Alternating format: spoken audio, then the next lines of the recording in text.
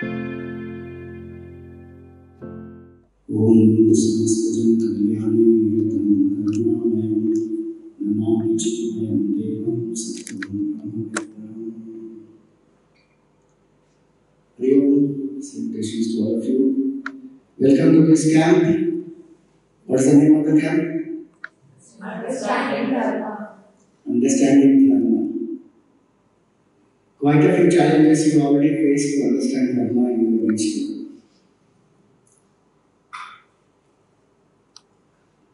It is not difficult to understand, but very important to understand what Dharma is.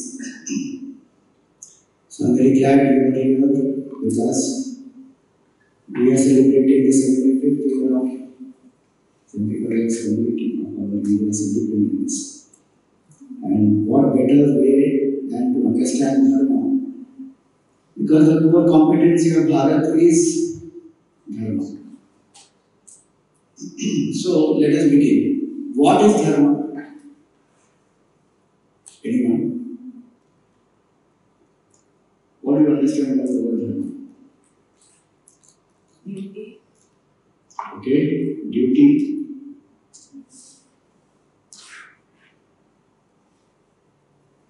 What else? The first thing that comes into your mind, the picture that comes into your mind when we say the word Dharma, what is that?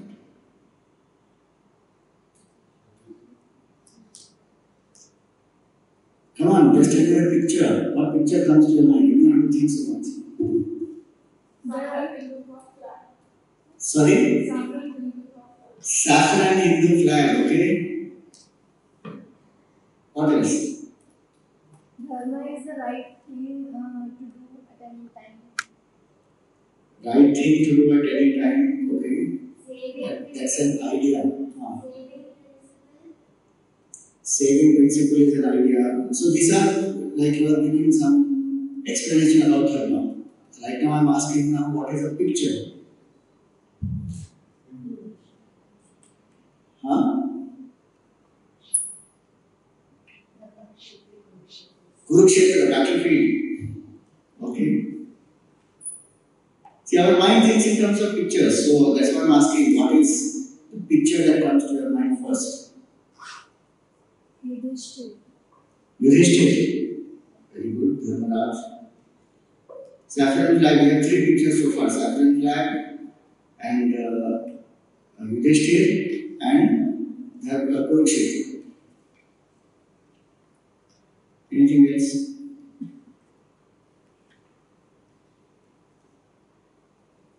No picture comes to your mind? Very good.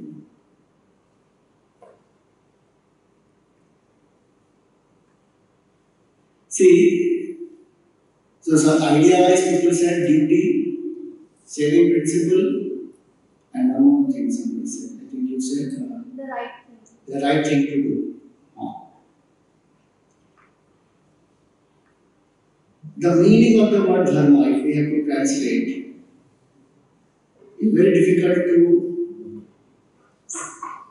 comprehend the entire meaning of the word Dharma by just a simple translation. So generally it is translated as what? One is duty. Anything else? Religion. Duty, religion, different aspects they come up. Any other meaning this has? Dharma.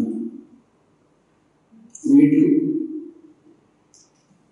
Yes. Sacrificing thing. Okay.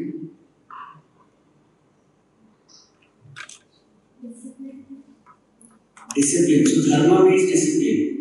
Or Dharma includes discipline. Includes discipline. Right now we are trying to understand the meaning of the word Dharma. The title of the camp is Understanding Dharma. Only two words. Duty, religion, sacrifice. Three.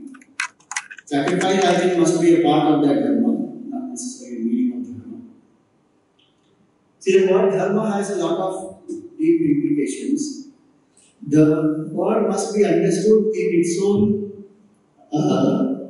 language and its etymology. If you see the meaning of the word religion, the word religion has a very limited meaning. Religion is that which presupposes your faith in the existence of God or some divinity. And then those people who subscribe to that idea of God, depiction of God, then one says we are followers of that particular religion. Broadly, that's the basic idea about religion. But the word dharma is not religion. Especially if we are in Hindu dharma, that's the glory of Hindu dharma. If you don't believe in God, are you a Hindu or not? Yes or no? Yes. Is it necessary that if I follow Hindu dharma, I have to believe God? Any particular form of God? I have to go to temple? I have to do some special marks on my forehead? So it is not necessary that we have to do all this, then we belong to Hindu dharma. No, what's the matter with that? Fluctuate with the volume keeps on fluctuating.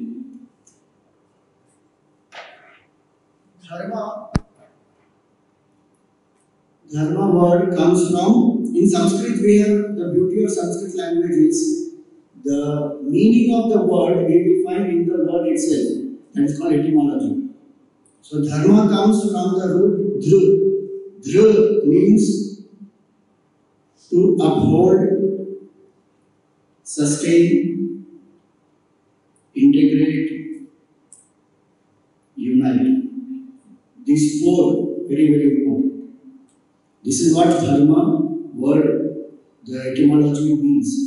Dhru, dharati, means to uphold. Dharayati, that which causes everything to be upheld. Dhriyate, different meanings it will have, but the basic meanings will be this. That which upholds everything is dharma.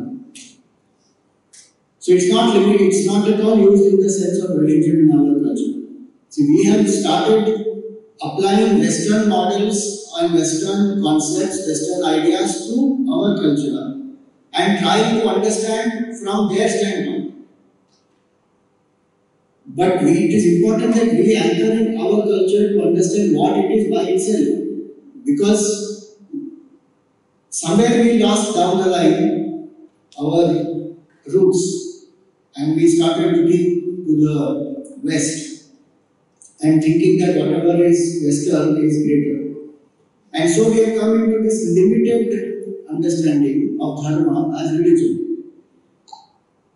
So when we come to the etymology, we find this is the meaning: to uphold, to sustain, to integrate, to unite. Now, what is that which upholds everything, which binds everything in this world? Is there something common that unites everyone?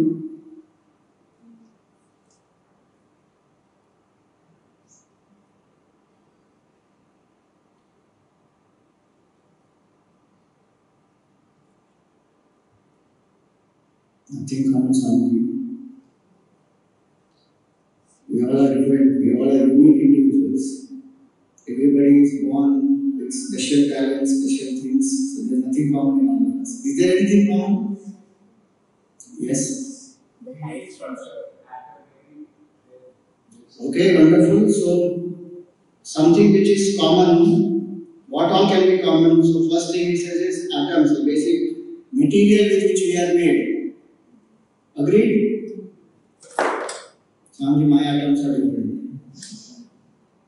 I am not a divine, I am not a being of this planet. I come from some divine origins I have. What they call in Malabar public section, different planets, different beings, different people. I saw that different planet. So what is atoms then? Sorry? We all have an intellect. Very good. So intellect is. So I am talking right now not only of human beings, but even all the other beings. Intellect is there with everyone? Who has intellect? Only humans? You are sure? Plants, birds, animals don't have? They have a very rudimentary aspect. So they can do discrimination. Does an animal do discrimination or not? What to eat, what not to eat? Who is a friend, who is a foe? They don't. But they don't do it intelligently, they do it instinctively, impulsively. So intellect is there with all, but we have a specific quality of subtle intellect. And that subtle intellect is what makes us completely different from everyone. So intellect in that way is common to humans, but not necessarily. The subtle intellect is there with all humans, but this gross intellect is there with all creatures. So that way, yes, intellect is common. Anything else is common? Soul. So what do we mean by soul? That's a meaning in Sanskrit. What does that mean? Energy, soul, consciousness. Yes. Very, very important. Consciousness. Sat, Chit, Anand, existence, consciousness, bliss. Are you experiencing your presence right now? Do you feel I am? Does anybody feel I am not? At any time in your life, can you feel I am not? Swamiji, all the time I feel I am not happy, I am not confident, I am not good looking, I am not this, I am not that. All that refers to what? Body, also mind, emotion. But your presence, you are. And you are aware of your presence. You can never ever become absent. That's the beautiful part. Meaning what, even if the body dies, you will not die. That's the most amazing part of this. We are that infinite consciousness. And that consciousness, do you think, is your unique consciousness or same in all? Swamiji, my Atma right now is little small. But as I meditate every day, it will become big. And then it will become universal. Do you think Atma is small in ant and bigger in dog and very big in you and then huge in an elephant and it will be maximum in a dinosaur? Yes or no? Why? Why can't it be?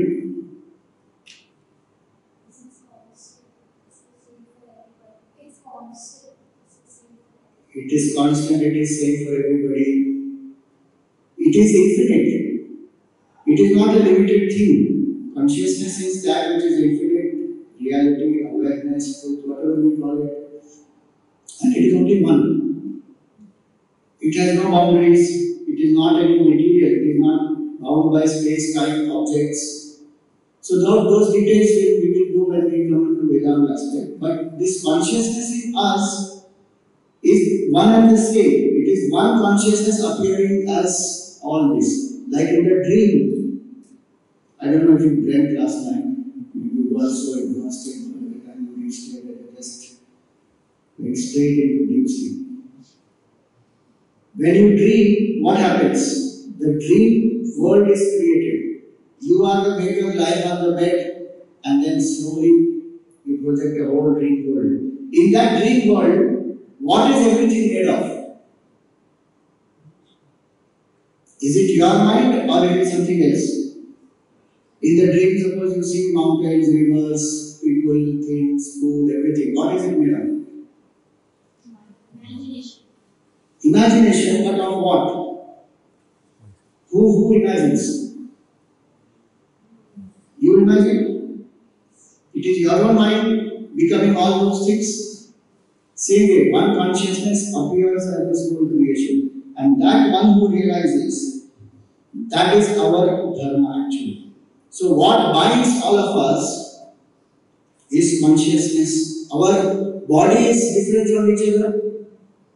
Minds are different from each other. What somebody goes through, what somebody is feeling right now, each one may be feeling different things. Our thoughts, our goals, our desires, all those are different from each other. But consciousness is one. That is called our Swarupa Dharma. Swarupa means who I am, my true nature. And that consciousness, the science which reveals that is called Dharma. So first meaning of the word Dharma is this, that which binds all of us, which unites all of us, which upholds everything. Don't we see today in science, is quantum physics not telling us the same thing, that there is quantum consciousness which is the source and the substratum of the entire universe? The traditional physics said matter is the source, right? Today what does quantum physics say?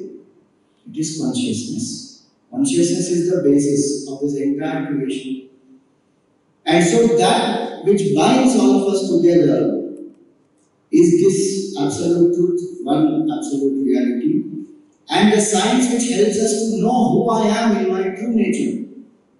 First meaning of the word Dharma is that, to realize that there is one consciousness alone which pervades everyone, everything, and we are only externally appearing different. Like there is this sodium bulb here, there is that white LED there, there may be some simple lights in between. The bulb is different, capacity is different, the power that the light that it gives out is different, but what is common in all the three? It gives light. Okay, that is common. What else is common? Electricity is common in all. That is the source. So what is that which makes us see everything, perceive, feel? Is that consciousness in each one of us. Externally we appear different from each other. So that is the first meaning, that which is sustaining everything. This body, mind, intellect is sustained by consciousness. The world outside is sustained by consciousness. And the second meaning of the word Dharma is the real nature of a thing, without which it cannot remain what it is.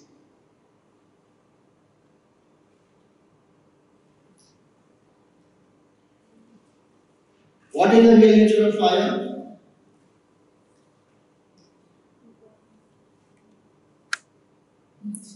Heat. Anything else? Heat and light. Can fire be cold? Not possible. The dharma of fire is what? Hot. Heat. What is the nature of, let us say, sugar? Sweetness. So everything has a certain essential nature. So that essential nature of that thing, without which a thing can't be what it is, that is called as Dharma. What is in me without which I can't be who I am? At the deepest level, if we see, that has to be consciousness alone. Can I be without anger? Can I be without a specific, let us say, fair color, dark color, with people, without people? Can I be all that? Can I be without mind? Most of the time I'm senseless mind. Now and then I make some sense. Are we there? Do we experience any state without the mind? Yes or no?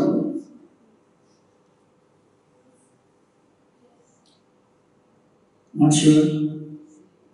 Deep sleep, do you have your mind?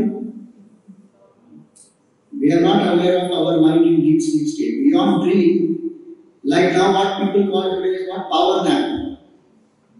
Swamiji, I had a power nap. 15 minutes I slept so deeply, Killed it. Power nap. No thoughts, no nothing. Straight went into deep sleep, came back.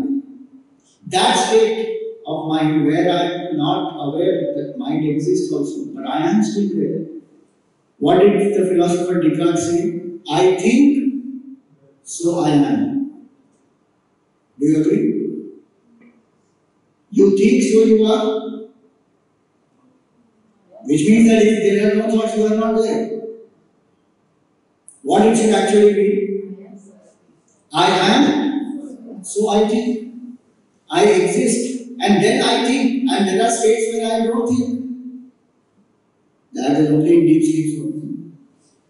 No, in samadhi, in state of pure awareness, there are possibilities where you get benumbed by something grand. That few seconds, no thought comes. You just say, "Wow, stunned."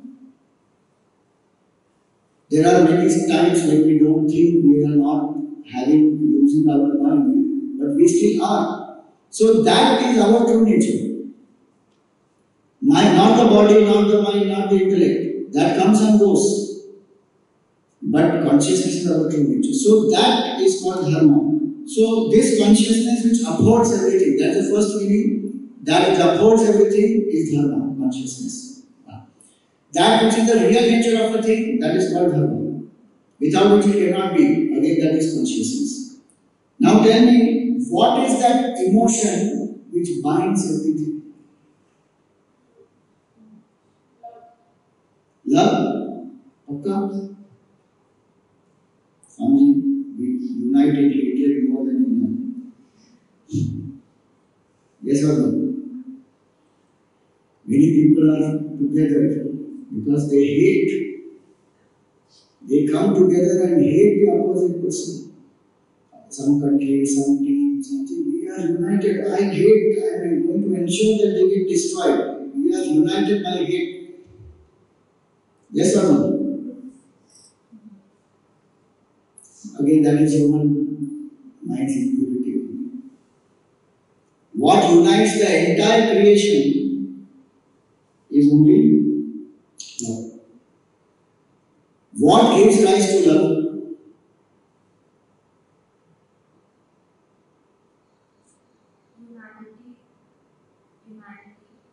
Humanity.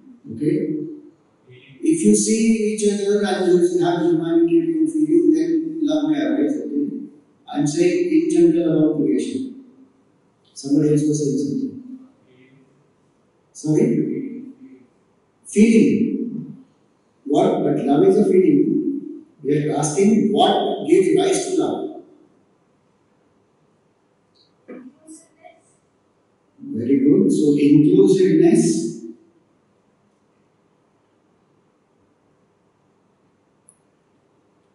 and oneness. Where you identify. Love is called identification with the beloved. Gurudev used to define it like that. Gurudev is Swami Swatmananda. So love is identification with the beloved.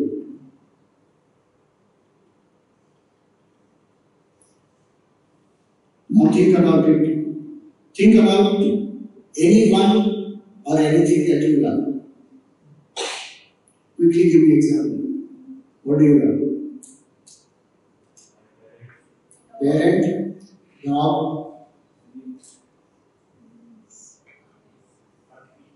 country. Okay, 3 examples. Parents, dog, country. How does this apply? Identification with the beloved.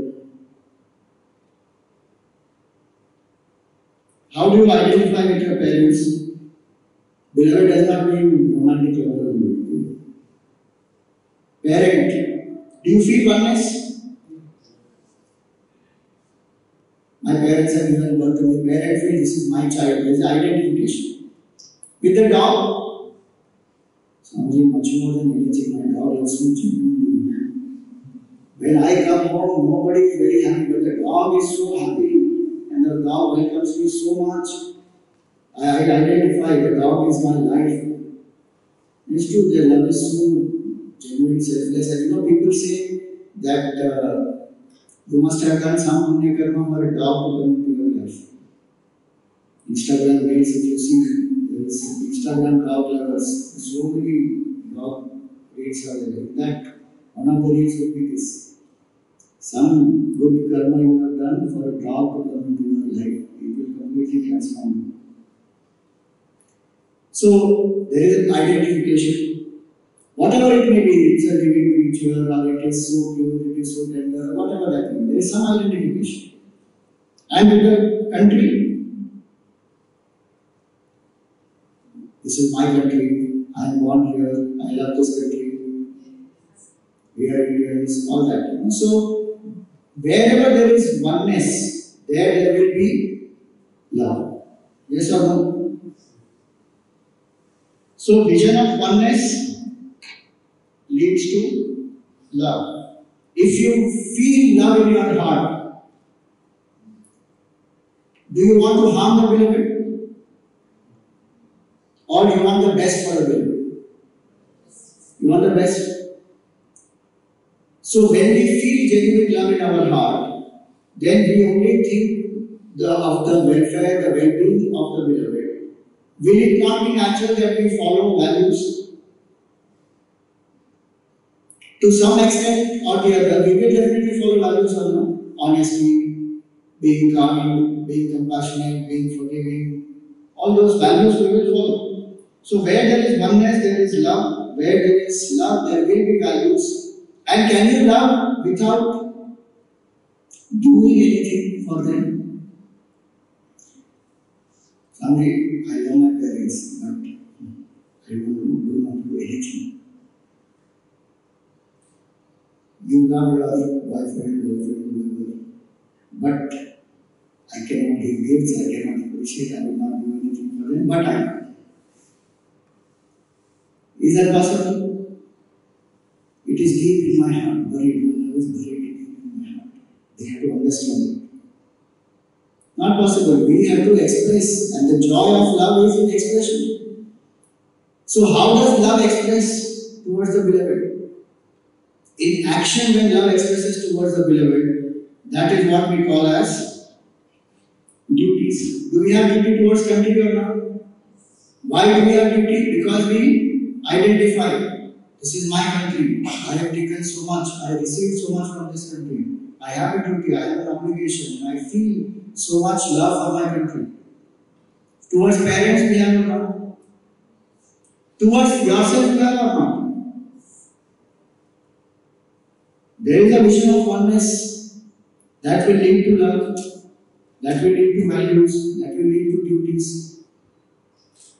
So, in general, people say the word Dharma is religion, duties, values, but the connection we have to understand. It is not just values, duties, religion, going to temple, doing some ritual, but Dharma means that which upholds everything. What upholds everything is the consciousness. There is one truth in all of us. And if I see that consciousness alone is pervading everything, I see each one as an appearance of the divine, call it divine, call it consciousness. Then there will be love. When there is love, I will do my duties, I will follow values. It is a natural byproduct of that. Nobody has to be told specifically.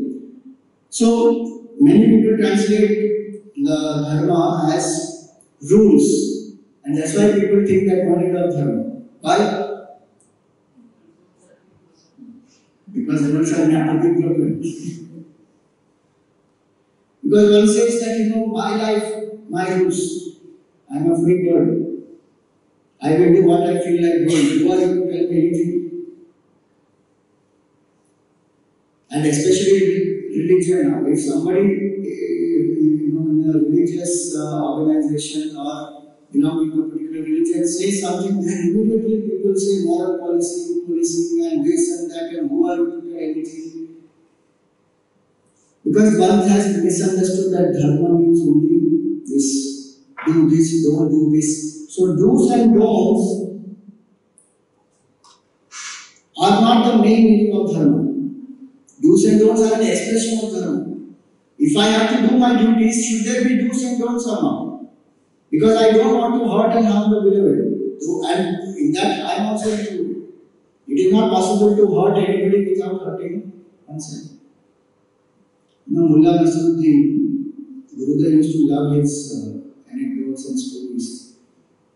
And they sound funny or ridiculous sometimes, but they will have a lot of insight. So one day this mullah was going in the marketplace and people saw that he is carrying a bomb behind him. So this person asked him, "Hey mullah, why are you having a bomb on your back?" So mullah said, this Abdul meets me every day and whenever he meets me, he gives me one whack on the back. I have told him so many times, don't do this, it is painful, but he just doesn't listen, so I am having a bomb today. Today when he gives me one whack, his hand is going to explode. How ridiculous that sounds. That is what we do. If we hurt anybody, we cannot hurt anybody without hurting ourselves first. We have to be in pain, agony, sorrow first. Then we will have that mindset to hurt. We have to have that sadistic feeling of getting joy out of hurting somebody. So do's and don'ts are meant only for with this vision. So now, if I understand this, the word dharma is that which helps me to uphold what? Uphold oneness, uphold love, uphold values, uphold duties, uphold do's and don'ts. Is this an imposition on us, or it is, if we understand this, it is an intuitive, internal experience for us. If we understand this, we will follow dharma with great maturity, because it's for our well-being. Many people ask that question, why dharma is required? Because they limit the word dharma to religion. If I live with this, what will happen? Will I become prosperous or not? If I live in vision of oneness, then I won't do anything only. That is what dharma does to us. We become escapists, we don't do anything, we become religious. All those notions one has. So what today people say, I am spiritual, not religious. Yes or no? Is that a valid statement? I am spiritual, not religious?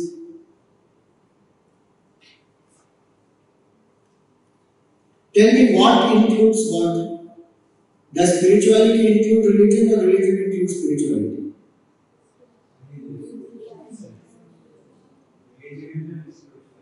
So how many say religion includes spirituality? Maybe 3, 4, 5, 6, what? 1 by 1, I think 7, 8, 9. Religion includes spirituality. Okay. How many say spirituality includes religion?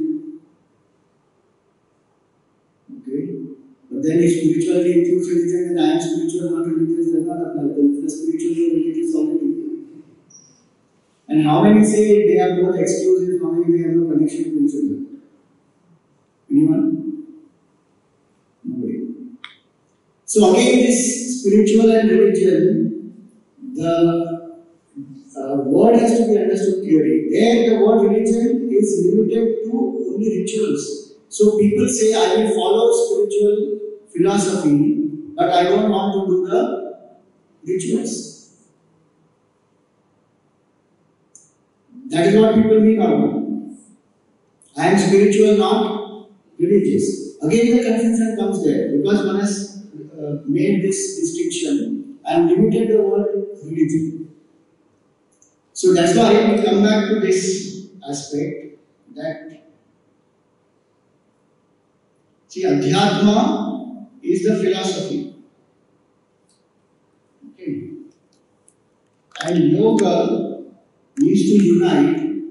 In our culture, yoga means the practices which will help us to integrate our body, mind, and intellect and unite our personality.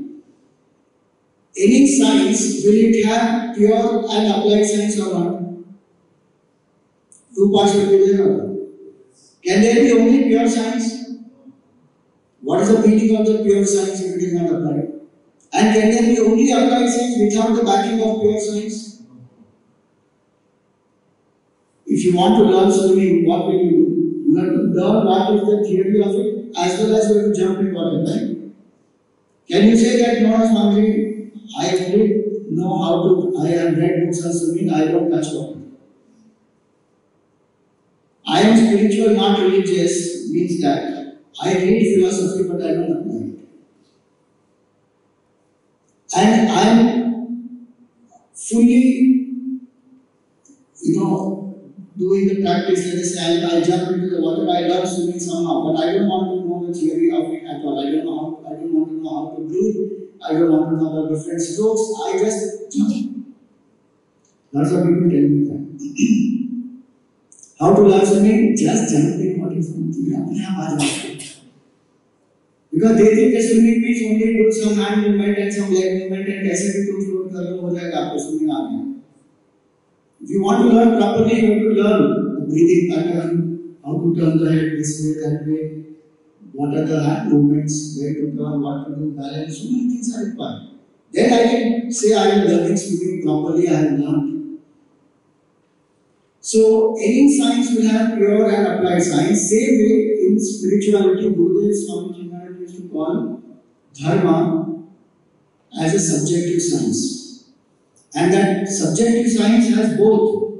So it has philosophy plus the rituals.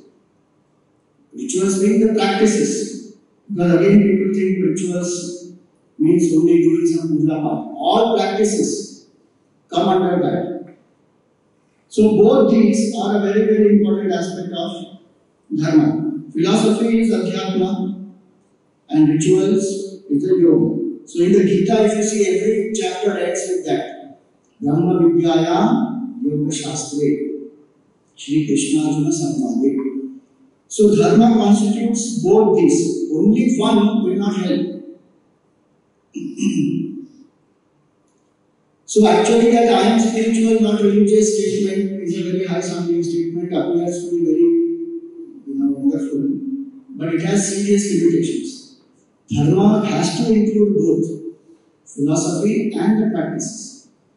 And somebody who is following both, so if I am doing certain things, I should know why I am doing. Even simple things like why did we light the lamp, why did we do the Puja Kumbha, or why do we go to a temple, why do we do the Aarti, why do we bow down to the elders.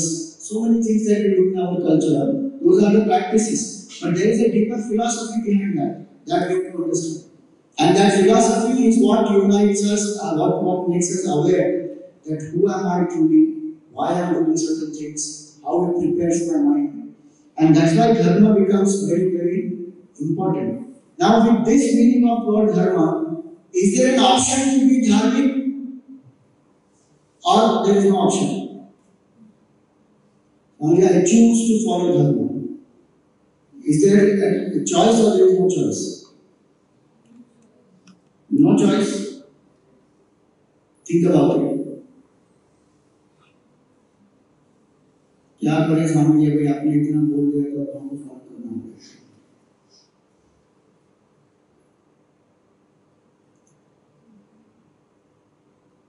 Do you have choice in do's and don'ts? Yes or no? Yes. So you have choice in do's and don'ts. Do you have choice in doing your duties or not? Yes. You have choice there also. Do you have choice in following values?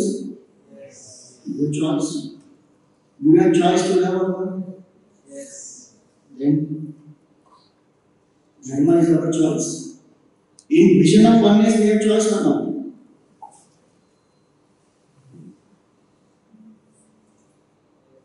Think about this very carefully. Vision of oneness, we have choice or not? Consciousness, if we say, do we have choice or we don't have choice? To what? You can say yes or no to consciousness, so if you say no to consciousness, what happens?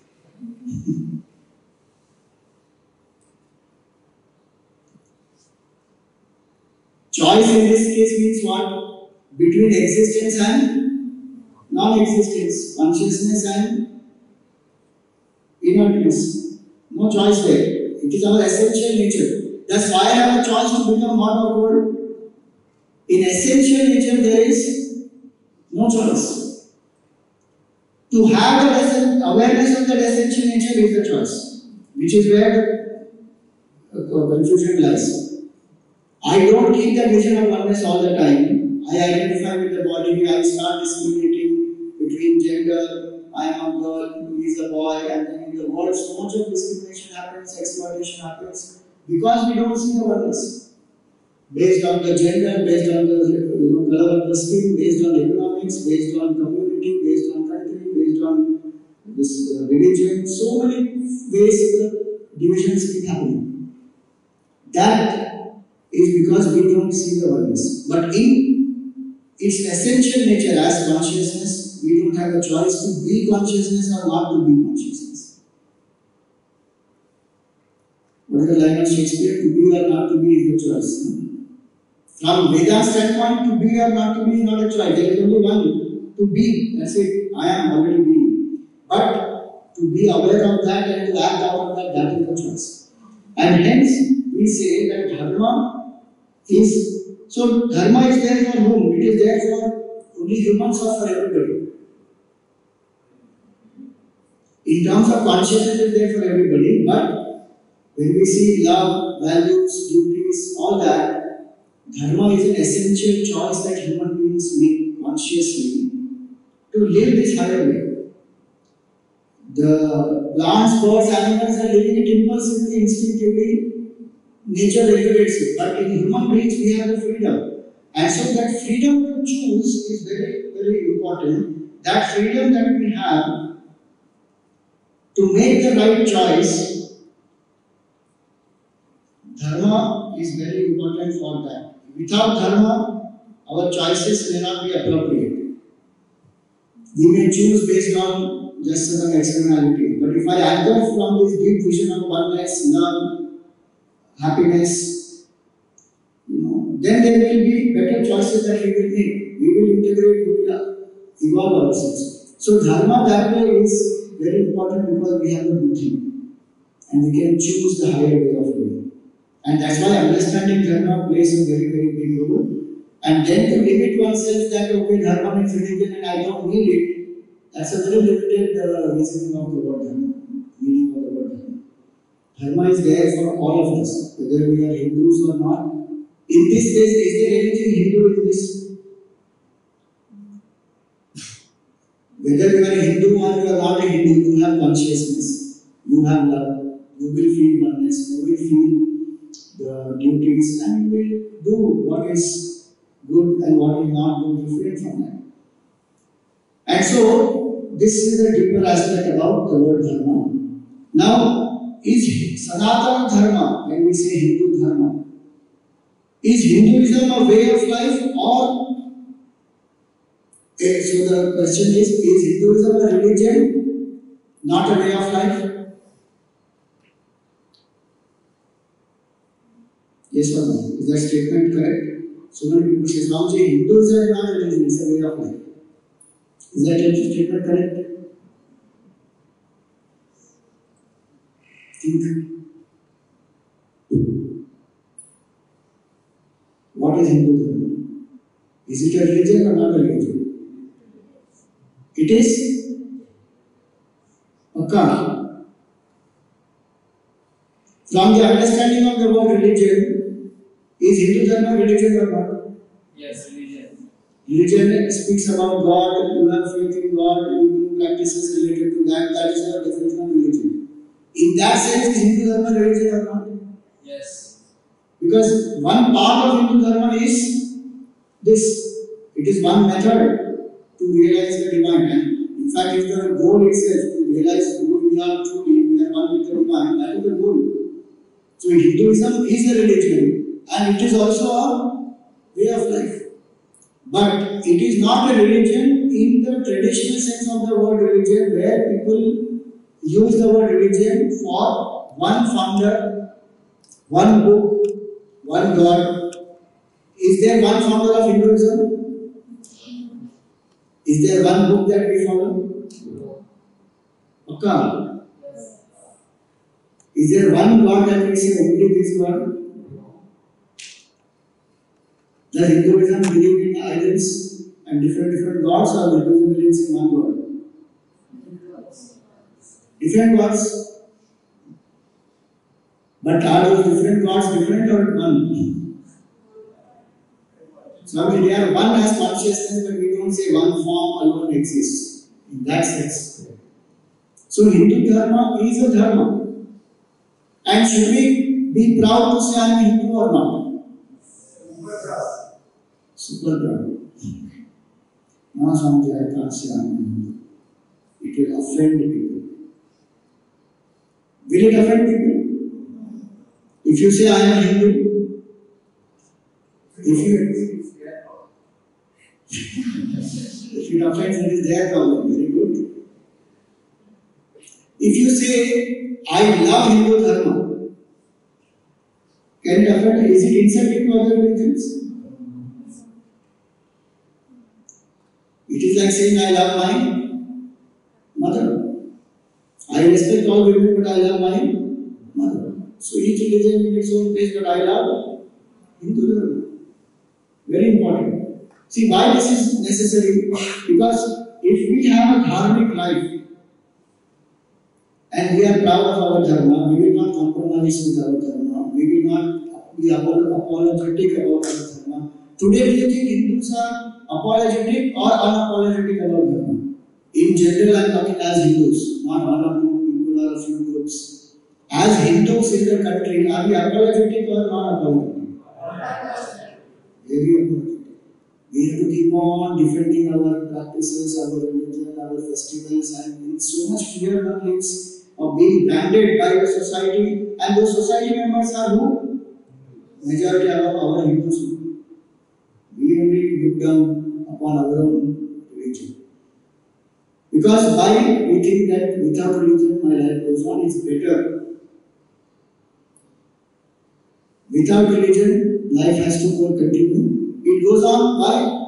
Because I don't need religion. I can study, I can get marks, I can get good admission, I can get a good job, I can marry, I can have children. No need of religion anywhere from me. Right or not? People say that or not? That's why we choose not to do anything with religion. Why? Because we think religion is a cause for division, war, exploitation.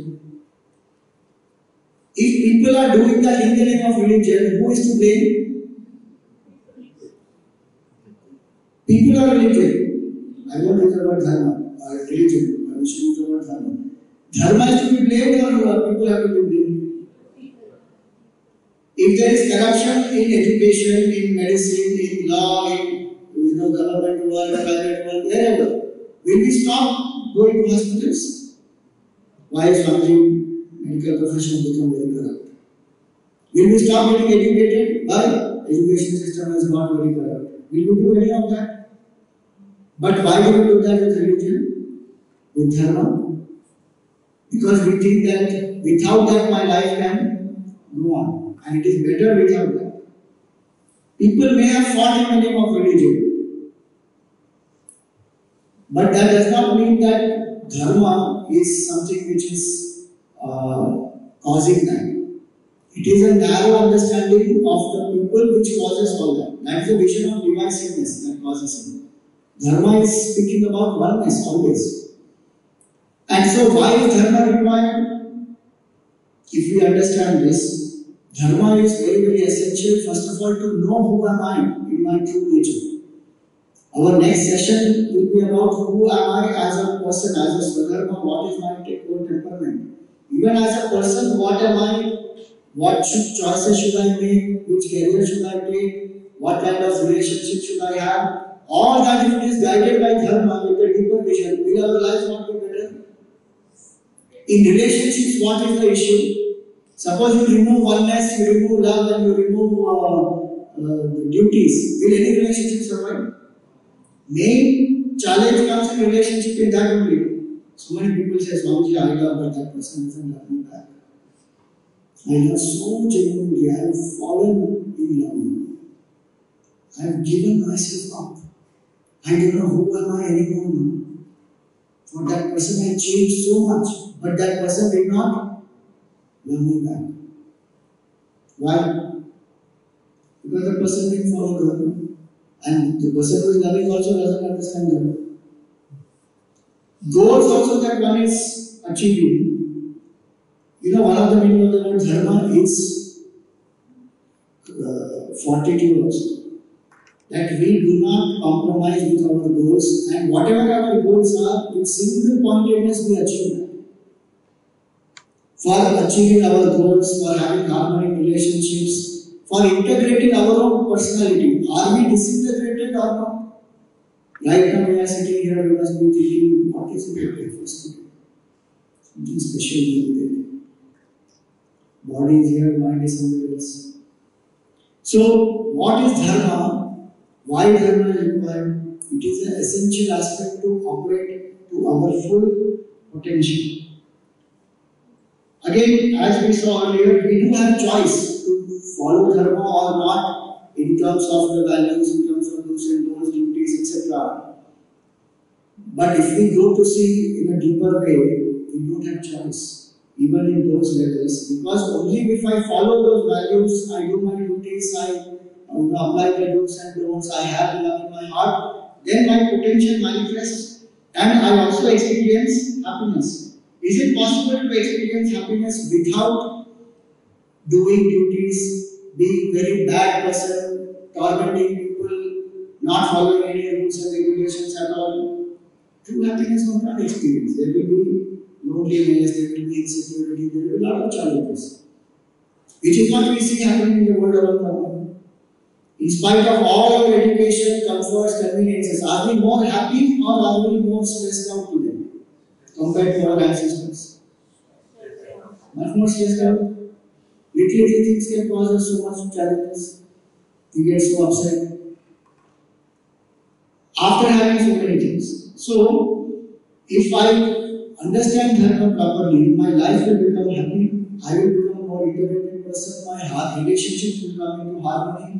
I can understand the world better.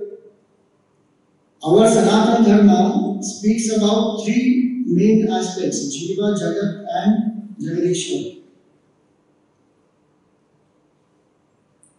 It's a very, very comprehensive Dharma, and it speaks about oneness of all these three.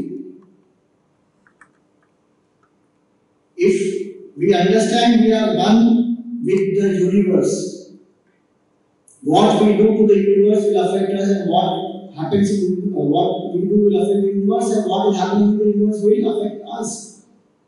What they say, we are particles of stardust or something like that. We are not ordinary beings.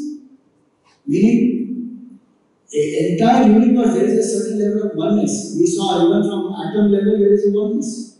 So, in this whole body, if there is the eye which is paining or the head which is paining, do we feel that only that one part is paining and the rest of the body, everything is fine, so I can go on without any, being indifferent to that? I may have the capacity to do that, but it affects me as a whole, as a person. So if I see that I am one with this whole universe, what happens there happens to me. Will I exploit the planet? Today we are in such a deep trouble. Climate change is such a huge reality. And what did the UN say? Only 2 years we have. After that, the change is irreversible. So why is that happening? Because I see myself as different from this planet and the beings on this planet, and then exploit. Everything is meant for my enjoyment, my pleasure. I care damn what happens to the society. That is the vision of selfishness. If I say I am one with the universe, there will not be so much problems. If I say I am one with all the beings, will I kill? How many animals getting sacrificed and killed every day? Just for what? Please get 2 inches of the tongue. That's all it is. No taste before that, no taste below that. Only 2 inches of the tongue, and how many animals getting killed? If I see oneness, will I do that? I will be loving, I will be caring, I will do what best I can to serve. If I see my oneness with the divine, that all of us are one with the divine, we are not this, we will live fearlessly. Will we respect each other then or not? Because they are also equally divine.